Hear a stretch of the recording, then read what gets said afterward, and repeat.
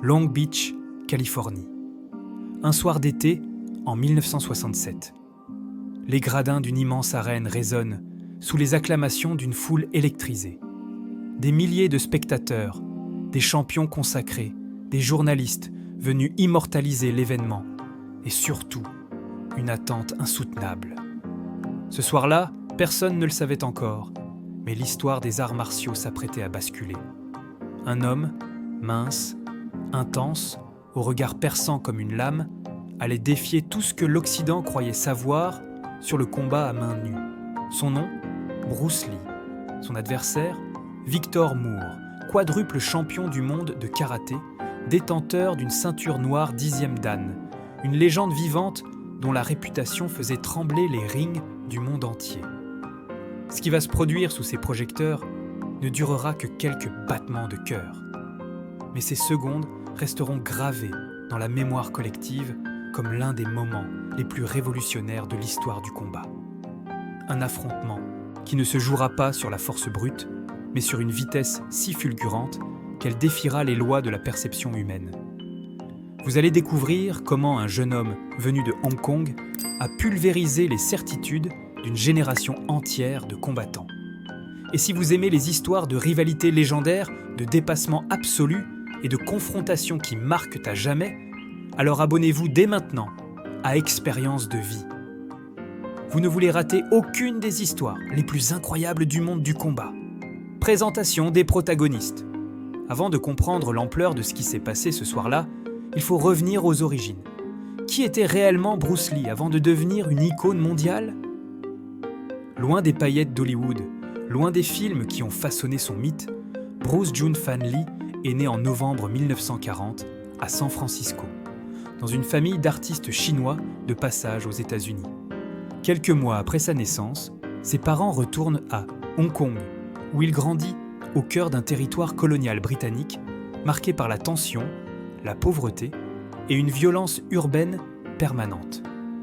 Enfant fragile, souvent malade, Bruce se retrouve rapidement aspiré dans l'univers brutal des gangs de rue. Bagarres quotidiennes, affrontements sanglants, survie par les poings. À 14 ans, il comprend qu'il doit apprendre à se défendre, vraiment. C'est à ce moment qu'il frappe à la porte du maître Ip Man, gardien des secrets du Wing Chun, un kung-fu redoutable, efficace, épuré. Contrairement au style flamboyant des opéras chinois, le Wing Chun est direct, pragmatique, pensé pour neutraliser un adversaire en quelques mouvements. Bruce absorbe ces enseignements avec une avidité dévorante. Mais rapidement, une question le hante. Pourquoi se limiter à un seul style ? Pourquoi ne pas emprunter ce qui fonctionne ailleurs et rejeter ce qui est inutile ? Cette question devient une obsession. En 1959, à 18 ans, il quitte Hong Kong pour retourner aux États-Unis, fuyant les ennuis avec la justice locale après une bagarre de trop.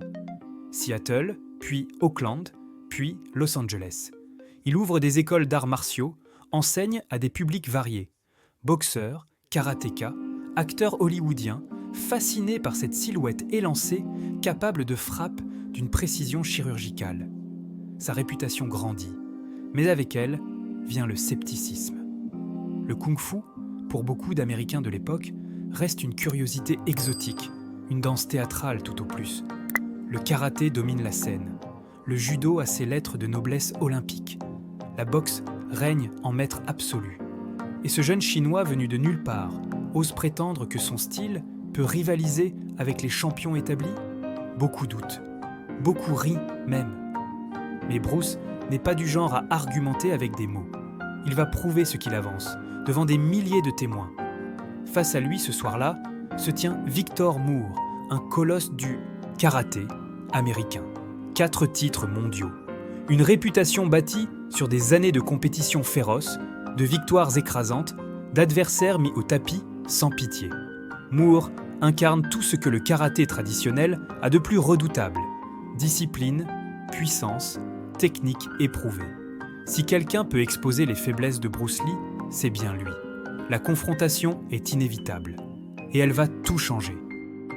Contexte, tension, rivalité. L'été 1967 marque un tournant. Bruce Lee n'est plus un inconnu. 3 ans plus tôt, en 1964, il avait déjà stupéfié la foule de Long Beach avec une démonstration spectaculaire. Le fameux One-Inch Punch, un coup porté à seulement 2 cm de distance, capable de projeter un homme de 90 kg en arrière comme une marionnette. Les spectateurs avaient halluciné. Les experts avaient froncé les sourcils. Était-ce réel ou un simple tour de passe-passe ? Cette fois, Bruce revient avec un objectif clair. Ne laisser aucune place au doute. Il veut démontrer, sans contestation possible, que le kung-fu n'est pas un folklore décoratif, mais une arme de combat redoutable, adaptable, supérieure même aux styles les plus respectés d'Occident. Mais la communauté martiale américaine reste sur ses gardes. Les noms qui circulent dans l'arène, ce soir-là, donnent le vertige. Chuck Norris, futur champion du monde et icône du cinéma d'action. Joe Louis, pionnier du kickboxing américain. Mike Stone, maître incontesté du point fighting. Tous sont là, assis dans les gradins, scrutant chaque geste, chaque mouvement, prêts à juger. Pour eux, Bruce Lee est une anomalie, un perturbateur, un homme qui ose remettre en question des décennies de tradition. Si Bruce échoue ce soir, sa crédibilité sera anéantie. S'il réussit, il deviendra une légende. L'atmosphère est électrique. Les projecteurs balayent la salle. Les caméras tournent. Bruce entre en scène, vêtu d'un simple pantalon, sort de noir et d'une bande blanche dans le dos pour le distinguer de ses partenaires d'entraînement. Son visage est calme, presque serein, mais ses yeux trahissent une concentration absolue. Il commence par des démonstrations physiques pour réchauffer la foule. Des pompes réalisées sur 2 doigts seulement, le corps parfaitement aligné, descendant et remontant avec une lenteur contrôlée. La foule retient son souffle. Même les combattants les plus endurcis savent que ce qu'ils voient là relève d'un conditionnement physique extrême. Puis vient une démonstration, les yeux bandés. Bruce invite son élève Taki Kimura sur scène, se fait bander les yeux et esquive une série de coups de poing et de pied lancés à pleine vitesse. Chaque attaque est interceptée, déviée, neutralisée avec une fluidité déconcertante. Pour la foule, c'est de la magie. Pour Bruce, c'est simplement le fruit d'années d'entraînement basé sur l'instinct, le timing, la lecture des mouvements adverses. Mais tout cela n'est qu'un prélude. Le véritable choc va venir. Déroulement détaillé des événements. Victor Moore monte sur scène. La salle se fige. Cet homme incarne la puissance brute du karaté américain. Musculature imposante, regard dur, posture implacable. Il a écrasé des dizaines d'adversaires dans des tournois, à travers tout le pays. Face à lui, Bruce Lee semble presque fragile. 64 kilos contre 90. Mais ce que la foule ignore encore, c'est que Bruce ne compte pas sur la force. Il compte sur quelque chose de bien plus dangereux, la vitesse pure. Bruce explique calmement les règles du défi, d'une voix posée mais ferme. Je vais lancer un coup de poing. Si Victor parvient à toucher ma main pendant qu'elle avance, j'admettrai ma défaite. Les murmures parcourent les gradins. Ça semble simple, presque trop simple. Après tout, bloquer un coup fait partie des bases de n'importe quel art martial. Mais ce que personne ne réalise, c'est que Bruce ne parle pas de n'importe quelle vitesse. Il parle d'une vitesse qui dépasse les réflexes humains ordinaires. Bruce prend sa garde. Son corps est détendu, presque nonchalant. Puis, en une fraction de seconde imperceptible, son poing jaillit comme un éclair, traversant l'espace entre lui et Moore pour s'arrêter à quelques millimètres de son visage. Moore n'a pas bougé. Ses mains sont restées figées, en position de garde. Il n'a même pas eu le temps d'amorcer un mouvement défensif. La foule explose en cris de stupéfaction. Certains spectateurs se lèvent de leur siège, incrédules. Bruce se replace calmement, sans un mot. Il recommence. Même résultat. Le poing traverse l'espace avant que Moore puisse réagir. Encore une fois, et encore. À chaque répétition, le constat est identique. Victor Moore, quadruple champion du monde, ne peut tout simplement pas suivre. Ses réflexes, pourtant aiguisés par des années de compétition, sont dépassés. So, n'est pas une question de talent ou de courage. C'est une question de physique pure. Bruce Lee a repoussé les limites de la vitesse humaine à un niveau que personne dans cette salle n'avait jamais vu. Les caméras présentes capturent l'instant. Ces images, rares et précieuses, deviendront l'un des documents les plus étudiés de l'histoire des arts martiaux. Même au ralenti, le mouvement de Bruce reste difficile à suivre. Son bras se détend comme un ressort comprimé, propulsant son poing avec une vélocité qui défie l'œil nu. Des décennies plus tard, des analystes tenteront de mesurer cette vitesse. Certains estimeront qu'elle dépassait les 50 km/h, une performance comparable aux coups de serpent les plus rapides de la nature. Mais les chiffres ne rendent pas justice à l'impact psychologique du moment. Ce que la foule a ressenti ce soir-là, ce n'était pas seulement de l'admiration, c'était de l'incompréhension, presque de la peur. Après ce défi de vitesse, Bruce enchaîne avec une autre démonstration tout aussi marquante, le one-inch punch, le coup porté à un pouce de distance. Un volontaire, un homme robuste d'une taille largement supérieure à celle de Bruce, se place devant lui. Bruce pose son poing à quelques centimètres de sa poitrine, prévient l'homme de se préparer à l'impact. Puis, dans un mouvement sec et explosif, il libère toute son énergie. Le volontaire est projeté en arrière sur plusieurs mètres, manquant de s'effondrer dans les spectateurs. La foule hurle. Comment est-ce possible ? Comment un homme aussi léger peut-il générer une telle puissance avec si peu d'élan ? La réponse réside dans la biomécanique pure. Bruce avait étudié en profondeur la manière dont le corps humain peut concentrer son énergie.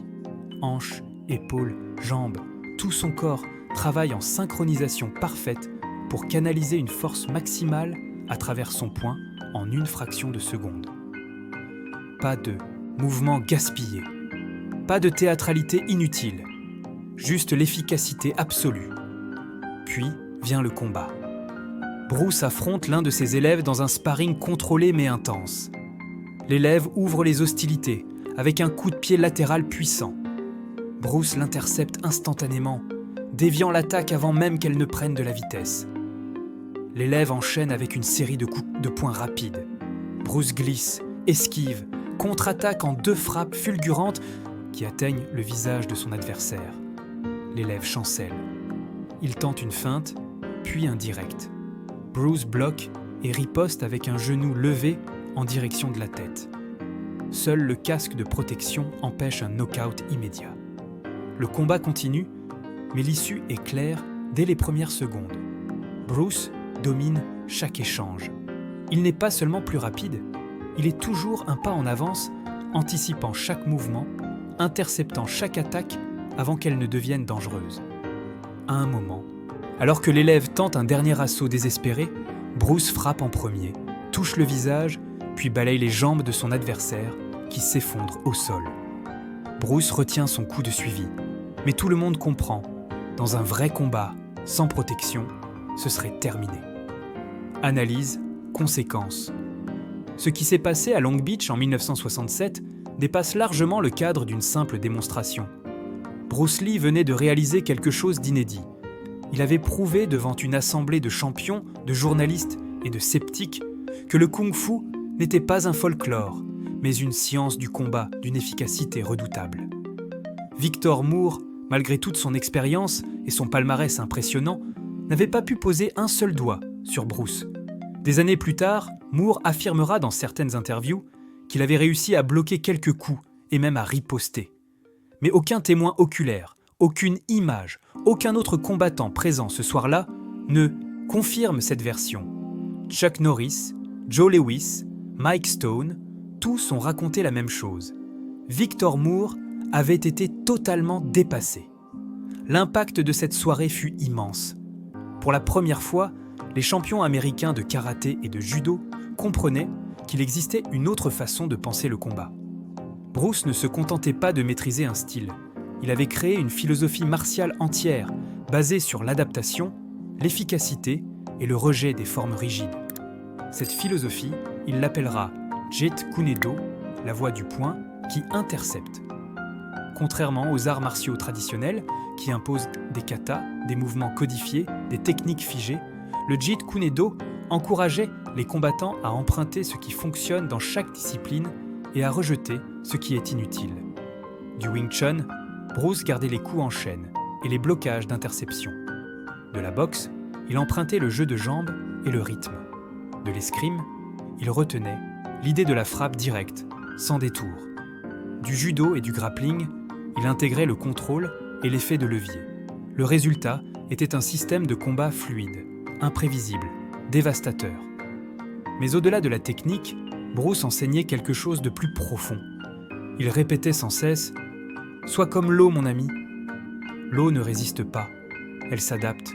Elle coule dans les fissures, elle prend la forme de son contenant, elle peut être douce ou dévastatrice selon les circonstances.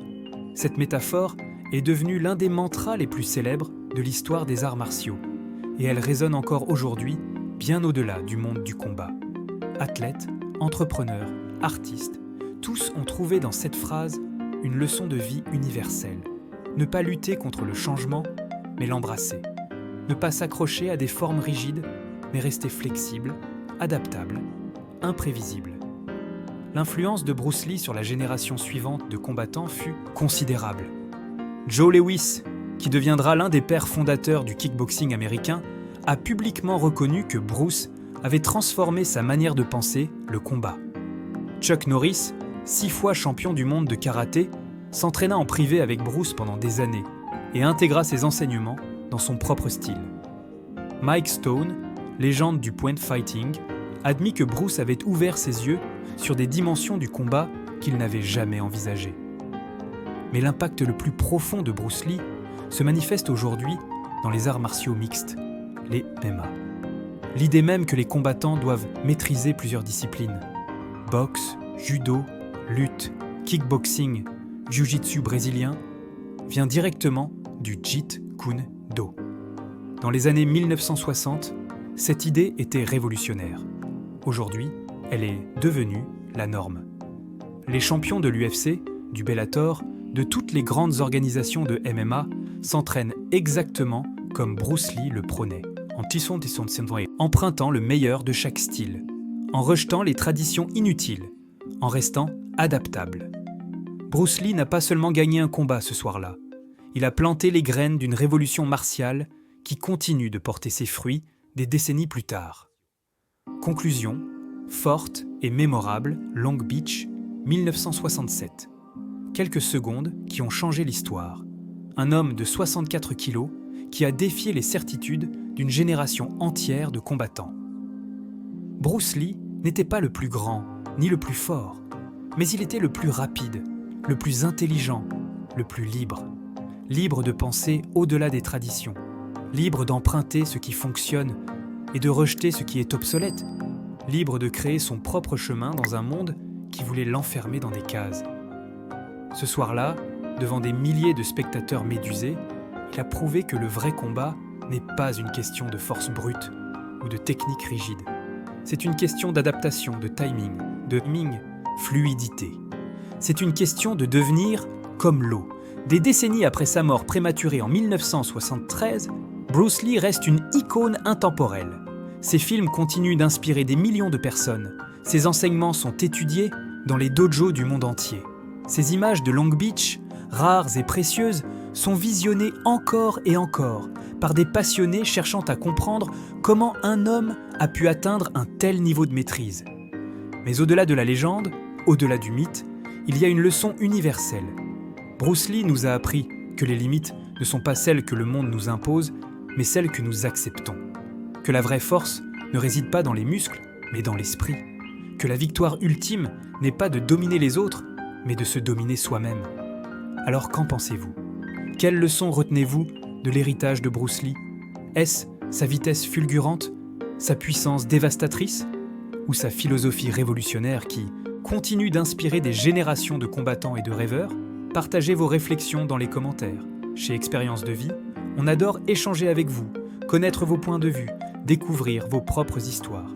Et si cette vidéo vous a captivé, si vous voulez continuer à plonger dans les récits les plus incroyables du monde du combat, alors n'oubliez pas de vous abonner à la chaîne Expérience de Vie et de laisser un like. Chaque abonnement Chaque like nous aide à continuer de vous offrir des contenus de qualité. On se retrouve très bientôt pour une nouvelle histoire légendaire. D'ici là, restez curieux, restez déterminés et surtout, soyez comme l'eau.